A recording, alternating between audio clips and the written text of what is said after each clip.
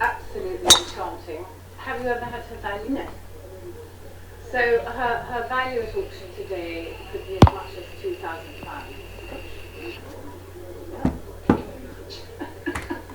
It's a thrill to me.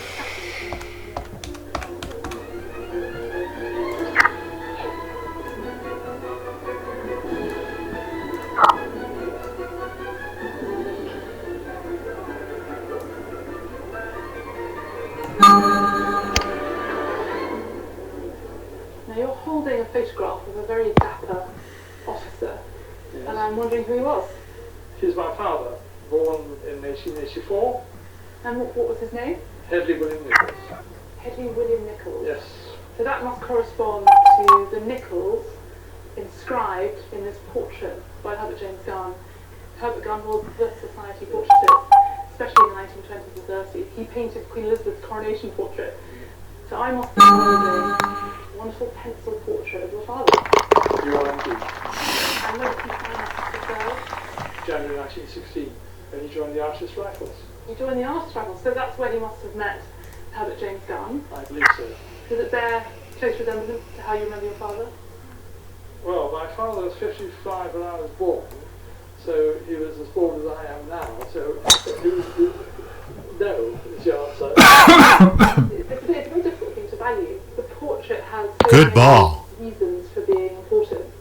For me, firstly, it shows a great friendship, and people say that actually that friendship that's carved out in active service That's about 5% wind. Special relationship that you never forget, and clearly Gunn and your father had that.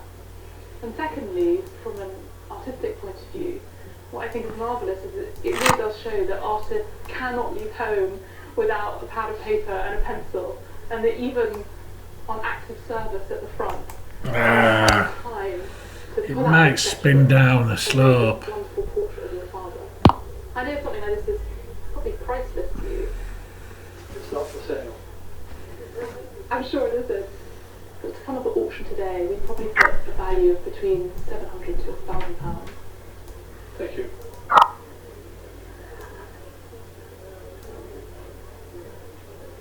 A piece like this has got to have a story. What is your story? You haven't.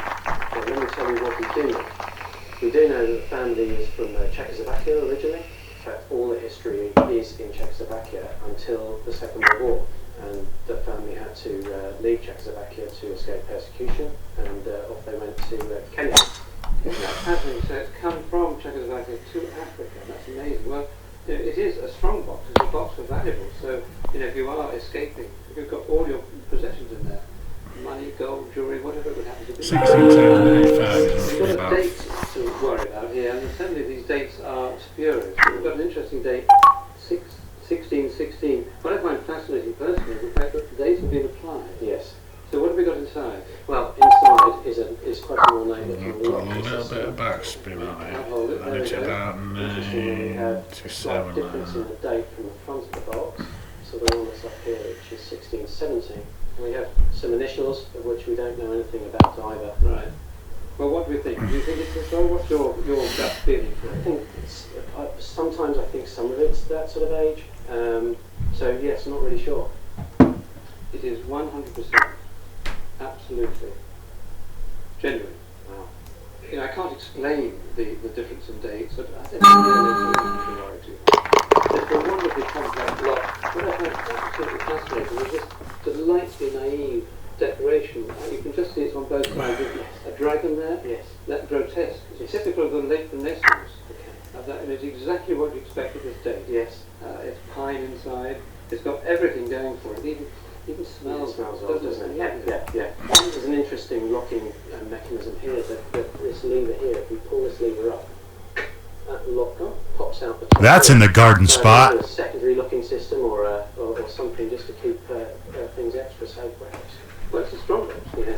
You know, that's the thought. Yeah. And of course, you can forgive me for thinking it's an Armada chest, but they're all made in metal, which we've seen occasionally on the Antiques Roadshow. Right. How can you shut it? Probably not. Yes, it goes down. So that's it, lock. Take the key away, Perfect. and can't get into it. Yeah.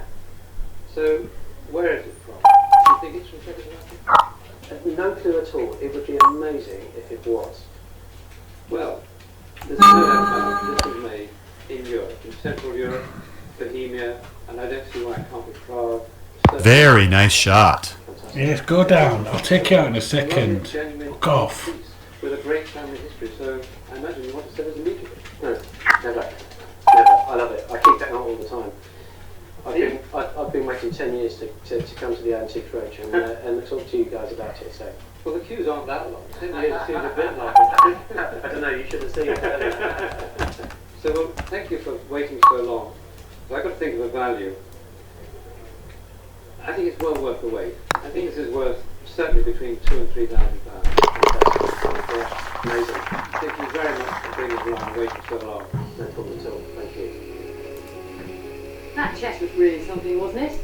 And great that Christopher could confirm this history of the family. One of our most recent Scottish visits was to 16th century Crathers Castle near Aberdeen.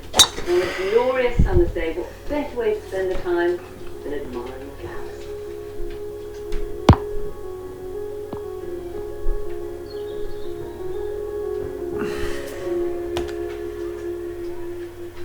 Reporting this gorgeous, vibrant, still life. What's the story? It's just been passed down to generations from my great grandmother's side. We don't really know much more about it. Just want to get this under I'm not fucking about. No, that's one of the reasons we came in to find out. Well, it's signed Melton Fisher, who was S. Melton Fisher, and he's an artist I've handled quite a few paintings by over the years. And he was particularly good. This is a really fabulous. Quite a tricky puck, so I'm going to have to go over that slope, bring it round, but I should too put it. I mean, this quite easily be by a Scottish hand, but he's actually a London painter. But in beautiful original condition, amazing light, really beautiful light. So what's it worth? Pass, I have no idea. Not even a guess. Well, it's a really fabulous example by Melton Fisher, and it's worth at least 2,000 to 3,000 at auction. Well, we're not selling it. It's a family. I'm thrilled to see it. Thank you so much. No, thank you. It's nice to know some history on it. Whoa, whoa, fuck. On the roadshow, Fucked we it. lots That's of it. love tokens, from carved spoons to diamond rings. And at Crathers, I found one in particular really touching. It's always flattering to receive a Valentine, but whoever the lucky woman was who received this must have known she was very loved indeed. And who was she? Mary Duncan. She married my great-great-great-grandfather, James Alexander, in 1803. And he had written the Valentine in 1795. And it's handmade. And this is your uncle. This is my So this is, you are related to this as well. Yeah. And actually, just hang on to that, because what this is one of those and find little hidden messages and things. Yeah, it's very similar to that. Each of these sections is numbered, and then you would just read each verse one after the other according to the numbers. So I'd love to read some of this, let's see. And as a token of my love, I've sent these lines I wrote above, that you may know that I this present unto you. And something more I do say, that you shall receive on wedding day. That's in the garden spot. As you, my Valentine, I choose. So he was trying to woo her down the aisle. Yes, That's a huge drive! otherwise we wouldn't be here. No, none of us would be standing here. And what do you know about Mary Duncan? It turns out it's his second wife. So he did this for his second wife? Yes, his second Oh wife. my Before they were gosh. married, so trying to get her What must he have done for the first? Oh, well, we don't know. Wow. somewhere. Somebody has a Valentine for that. Maybe.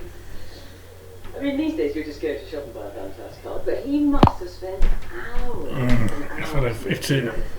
If this was American, and they've got a word for these cut-out designs, I'll be careful what I say, Sharon Schnitter, there's a good market for them.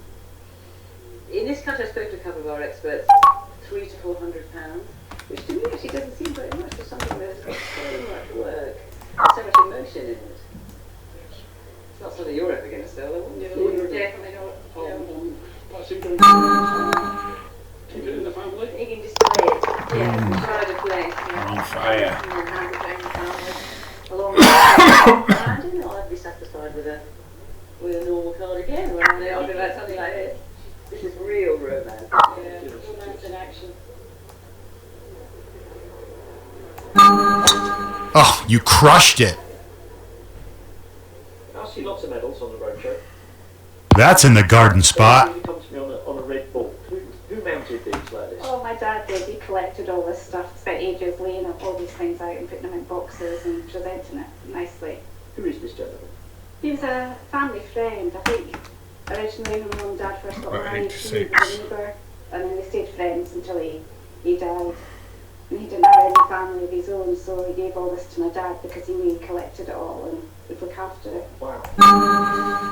Well, from the medals we can see, from the first star-shaped one, World War II, in Burma, the Forgotten Armies. And this chap is in the Royal Artillery, and he has, at the start of his set of medals, something called the Distinguished Conduct Medal. And that one is actually only one away from the Victoria Cross. So he really was a brave lad. So did you know what he did to win this? Fucking hell. So he had a little newspaper clipping, lovingly in here with his invitation to the palace to receive it from the king. And he says, Battery Sergeant Major James Tulloch, Royal Artillery, was ordered to proceed to the Sinwayze box on account of enemy infiltration at the rear of the position. One tractor with a 5.5 medium gun on tow received a direct hit from a mortar bomb and was severely damaged. Battery Sergeant Major Tulloch, who was travelling in the rear vehicle, immediately took control under heavy fire, organised the removal by another vehicle. He personally then assisted in arranging for the wounded to be removed and for the remaining members of the gun team to be evacuated. Now that's just a couple of lines, but can you imagine what that was like in a jungle with mortar bombs falling all around you? He really was one of the great. Oh, what a shot! I didn't know him yet. Was he a nice man? He was a lovely man. Did he tell you about this? No, I don't remember him telling me about that. I just remember him making nice curries because he'd spent some time in India. Which sounds true. Today, this is £5,000. Okay. He's obviously, but to give you some idea of how much that is worth compared to other World War II medals, the 1939-45 star is £15. It's went against bastard. £5. The defence medal is £15, and the war medal is £10. And you can see that by having that one at the front, it's suddenly worth an awful lot more money. Not something that we've seen on the roadshow for a while, because they are quite rare. So thanks very much for bringing that one in. You're welcome.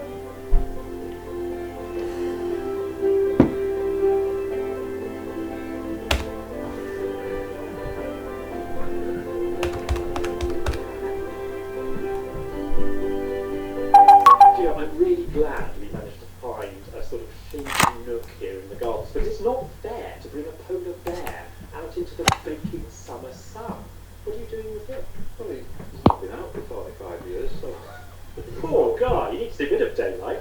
So why do you own a polar bear? Well, it's my wife's. It's a family heirloom. So do you know anything about it? Well, all I know about it is a granddad had a shop, a bakery shop, for groceries. And it was a display in the shop window. Slightly unusual, I have to say. It's interesting as a grocery shop because he's got nothing to do with groceries. Does he have a name? Peppy. Peppy? That's not his name. He isn't even a he. He is a she. Do you remember when he was in the window before he was stolen, whether he had a little friend? A little bear that you might have put inside those lovely huggy arms? Never. Never? No, don't think so, no. This isn't good news. No. We're looking at Ivy, who was the mother of the first polar bear reared in captivity in Britain. And in 1949, she gave birth to Bruce. Bruce was after his name named after Bruce Sam, the bear. And Bruce and Monkey the Bruce literally national celebrity. Gorgeous polar bear. It was famous, and she was black on the cover. And one of those producers, but it was over soft wood at the moment to produce it. Sure enough, there you go.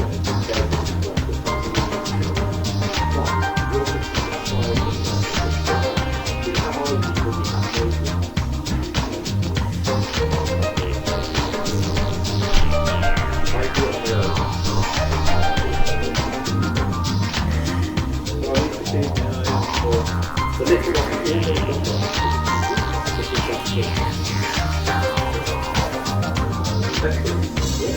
Thank you very much. That home there was adorable, wasn't it? My mum was that. Now, it was a day of sunshine and showers. And then it rained was the rain. It was the so-called Lisbon. It and most of the families who wanted to have this sold off in the 1960s of the family fortune had been away. But some of the items turned up to the Ronnie after water.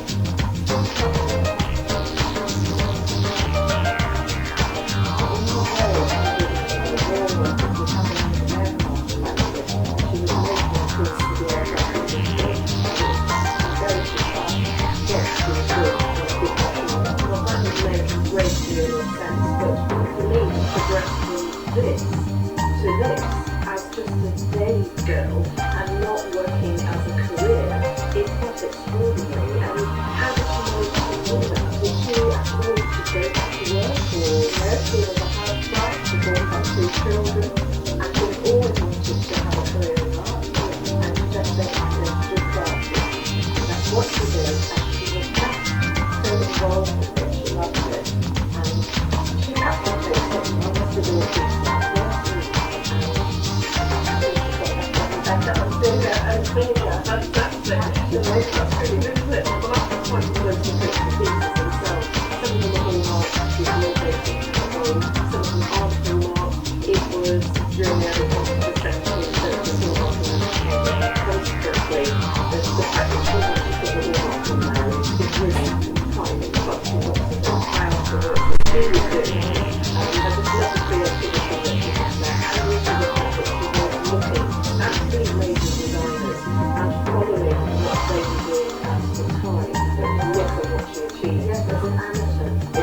Obviously, these items have a value. If they did go on the lot, which I'm sure that they're going to do because they would say the family report will have to look like everything as well, then in my opinion, we would be looking at the maybe the two rings that these would be valued at about 2,000 and what the groceries would be. Again, it sounds like this one here is decided by not being a lot, I'm going to go check on Google Classroom if I've got any Right. like more homework. Have you found a charger yet for you?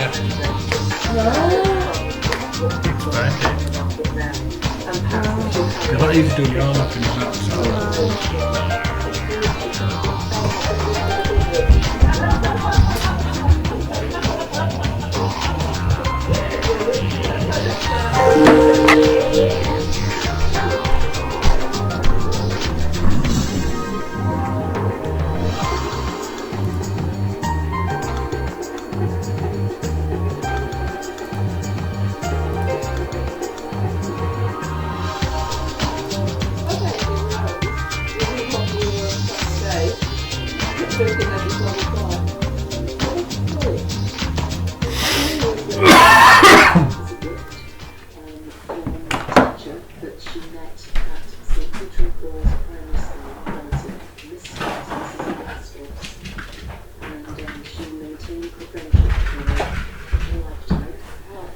Dad, that's my friend's dog.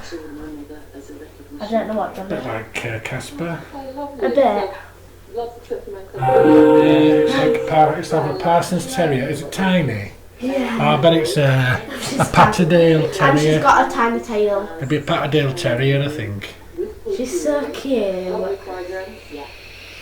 Where does she live, your friend? Do you know when like mid down the hill? Yeah. There's that street there? Didn't she go to the Friar Ridge? She did. She was through in the class. It's that dog that doesn't like Olive. That always backs her because she doesn't like other dogs. She's just grumpy. Like when we tried to take her out on a walk today last, my friend would bring her back and she didn't want to walk.